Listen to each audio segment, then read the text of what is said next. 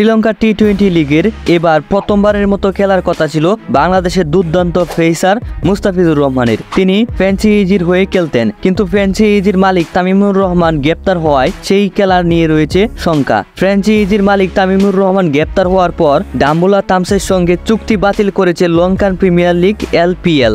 বার্তা সংস্থা AFP জানিয়েছে, বুধবার দুর্নীতি সন্দেহে তামিমকে গ্রেপ্তার করে পুলিশ। তিনি বাংলাদেশের বংশোদ্ভূত ব্রিটিশ নাগরিক।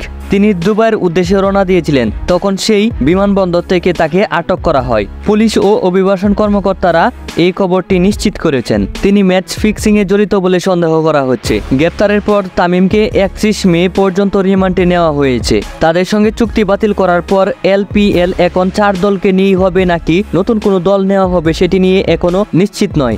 MPL খেলাটি শুরু হওয়ার কথা আগামী 21 জুলাই এবং 21 জুলাই ফাইনাল হওয়ার কথা। এখনো পর্যন্ত কোনো নির্দিষ্ট আপডেট পাওয়া যায়নি। যদি কোনো আপডেট পাওয়া যায় তাহলে অবশ্যই এই চ্যানেলটির মাধ্যমে নতুন আপডেট পেয়ে যাবেন। তো যারা এখনো চ্যানেলটি সাবস্ক্রাইব করেননি অবশ্যই চ্যানেলটিকে সাবস্ক্রাইব করে পাশে থাকবেন।